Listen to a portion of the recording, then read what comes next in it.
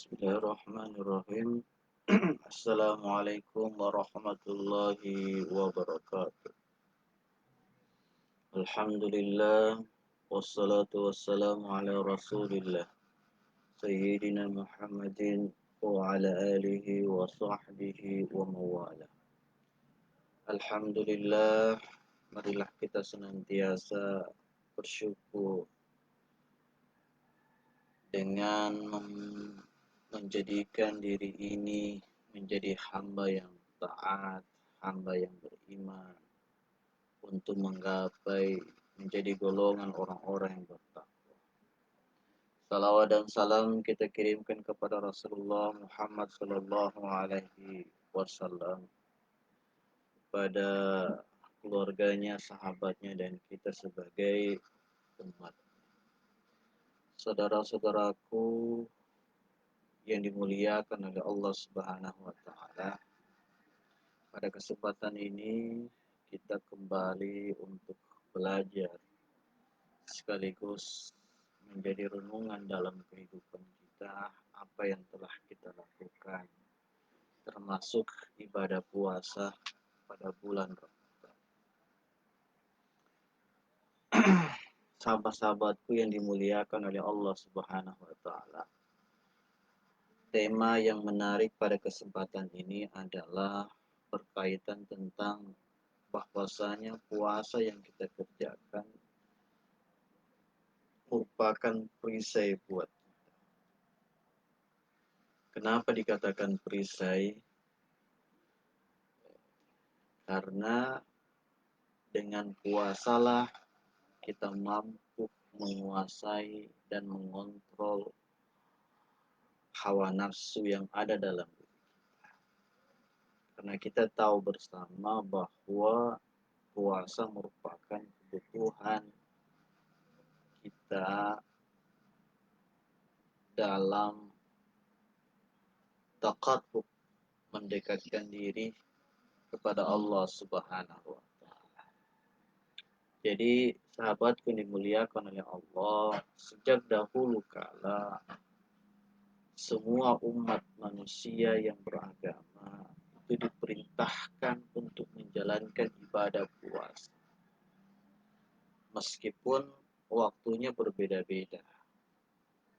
Jadi dalam ayat min qablikum, sebelum kita, sebelum umatnya Rasulullah Muhammad SAW, itu juga telah diperintahkan untuk melaksanakan ibadah puasa.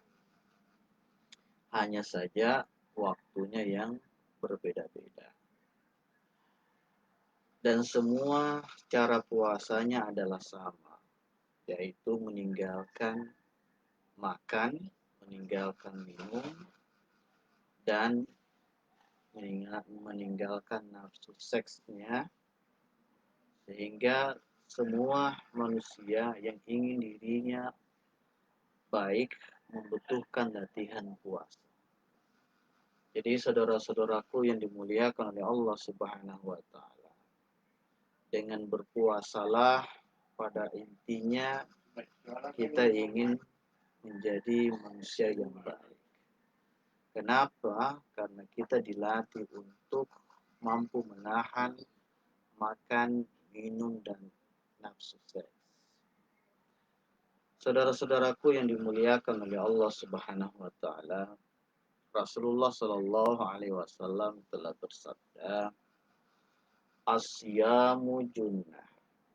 Fa idza kana ahadukum sha'iman fala yarfuth wa la yajhal fa inna mrun qatalahu aw syatamahu falyaqul inni sha'im." Jadi Rasulullah Shallallahu alaihi wasallam berpesan kepada kita bahwasanya puasa itu adalah perisai. Maka janganlah berkata kotor dan bertindak bodoh. Kalaupun ada orang yang mencela atau mencaci maki, maka hendaklah kita mengatakan kepadanya bahwasanya saya sedang puasa. Jadi saudara-saudaraku yang dimuliakan oleh Allah Subhanahu wa taala. Kenapa dikatakan puasa itu perisai? Kita sudah tahu bersama bahwa perisai itu adalah tameng. Salah satu perlengkapan yang digunakan untuk melindungi diri dari bahaya yang berasal dari serangan dari luar. Jadi perisai ini biasa digunakan dalam medan perang sehingga mampu melindungi diri dari serangan dari luar. Karena dia merupakan perlengkapan perang, maka penting kita gunakan untuk menjaga dan melindungi diri kita. Saudara-saudaraku yang dimuliakan oleh Allah Subhanahu wa taala. Al-Qurtubi itu menjelaskan bahwa ini bukan berarti di selain waktu puasa orang boleh mengucapkan kata-kata kotor. Jadi hanya saja ketika sedang berpuasa maka larangan terhadap itu semakin keras dan semakin tegas. Jadi makna hadis di atas, penjelasan dari Al-Qurtubi tidak menjadikan di luar dari puasa sehingga kita mengucapkan kata-kata yang kotor. Akan tetapi dengan latihan puasa yang kita kerjakan, itu akan membuat diri kita mampu mengontrol lisan kita dari ucapan-ucapan yang tidak memiliki makna, bahkan meninggalkan kata-kata yang kotor. Saudara-saudaraku yang dimuliakan oleh Allah Subhanahu wa taala. Nah, puasa inilah menjadi benteng diri, menjadi benteng buat kita semua dalam menjaga stabilitas dalam diri kita antara kecenderungan jiwa yang baik dengan kecenderungan nafsu yang buruk. Karena manusia ini dalam dirinya terdapat potensi untuk melakukan hal-hal yang baik dan potensi untuk melakukan hal-hal yang buruk. Nah, kecenderungan antara yang baik dan buruk inilah perlu dijaga stabilitasnya, perlu kemampuan kita untuk mengontrol diri kita, salah satunya lewat ibadah puasa yang kita kerjakan. Seseorang dapat melindungi dari nafsu yang mendorong berbuat jahat dengan cara berpuasa. Jadi nafsu kita ini selalu mendorong untuk melakukan hal-hal yang sifatnya keburukan. Kalau kita tidak mampu menjaga diri kita dari dorongan nafsu ini, maka kita akan bisa menjadi orang-orang yang terhina. Olehnya itu, perlu pelatihan, perlu menjaga stabilitas jiwa kita ini melalui ibadah puasa. Jadi ketika kita sedang berpuasa, maka kita dilatih untuk menjaga pandangan, kita menjaga pendengaran, kita menjaga pembicaraan yang buruk, sehingga semua panca indera itu terbiasa dalam kontrol diri. Kita tahu bersama bahwa seluruh anggota tubuh kita ini akan diminta pertanggungjawabnya di akhirat kelak.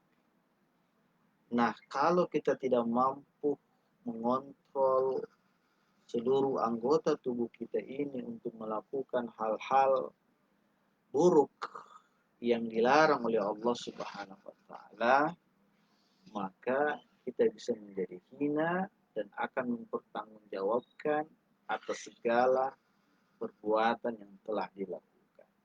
Olehnya itu, puasalah salah satu cara untuk melatih kita untuk menjaga pandangan, menjaga pendengaran, menjaga lisan kita dari hal-hal yang dilarang oleh Allah Subhanahu wa taala.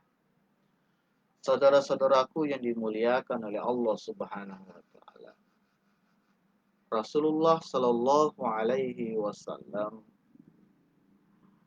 beberapa kali menegaskan tentang manfaat bagi kita dari menghindari perbuatan yang keji. Yang pertama, perintah puasa kepada orang yang diliputi oleh nafsu, sedang dia tidak mampu untuk menikah, maka diterapi dengan berpuasa karena bisa memberi pengaruh yang sangat baik untuk memelihara fisik dan kekuatan batin. Jadi ibadah puasa ini dengan anjuran Rasulullah SAW itu bermanfaat untuk memelihara fisik kita dan memelihara batin kita. Kenapa? Karena dengan kekuatan batin dan kekuatan fisik, kalau tidak dipelihara dengan baik, itu akan mempengaruhi kejiwaan dalam diri kita. Nah, salah satu dalam jiwa kita ini adalah memiliki keinginan yang tinggi untuk melakukan hal-hal yang sifatnya seks. Nah, puasalah salah satu teknik untuk bisa meredam nafsu birahi yang ada dalam diri kita. Yang kedua, saudara-saudaraku yang dimuliakan oleh Allah Subhanahu wa taala.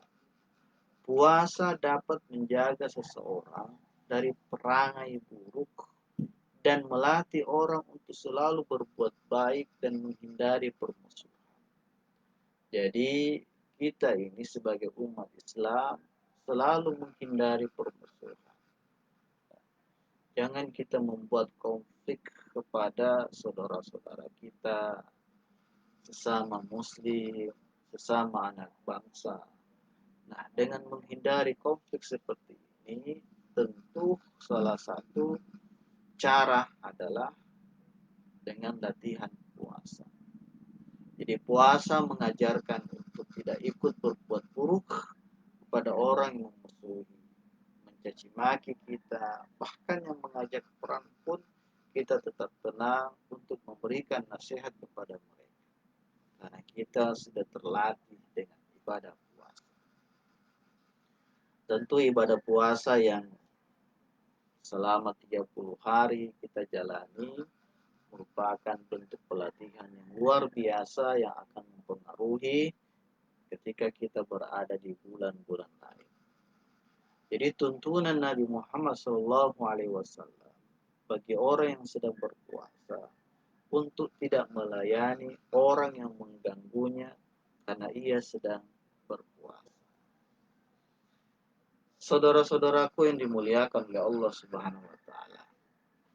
Manfaat yang ketiga dengan ibadah puasa, bahwasanya Rasulullah SAW telah menjelaskan surga dikelilingi oleh hal-hal yang tidak disukai, sedangkan neraka dikelilingi oleh berbagai kesenangan syahwat. Olehnya itu, puasa dapat menjadi sarana latihan untuk meninggalkan kesenangan nafsu dan mengerjakan sesuatu yang sesuai dengan hati nurani, sehingga puasa menjadi penghalang antara orang-orang yang berpuasa dengan neraka. Jadi kita bisa pahami bersama bahwa neraka itu dikelilingi dengan godaan hawa nafsu, dikelilingi dengan hal-hal yang bisa menjadikan diri kita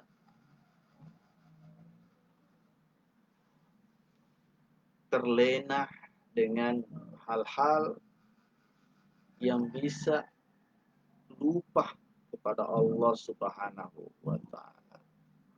Jadi kesenangan syahwat itu dikelilingi oleh berada atau mengelilingi neraka. Maka perlu kekuatan iman sehingga kita mampu menghadapi godaan-godaan syahwat. Salah satunya adalah melaksanakan ibadah puasa. Rasulullah SAW telah bersabda, "Man shoma yawman fi sabilillah ba'adahu Allahu minan nar sab'ina kharifan."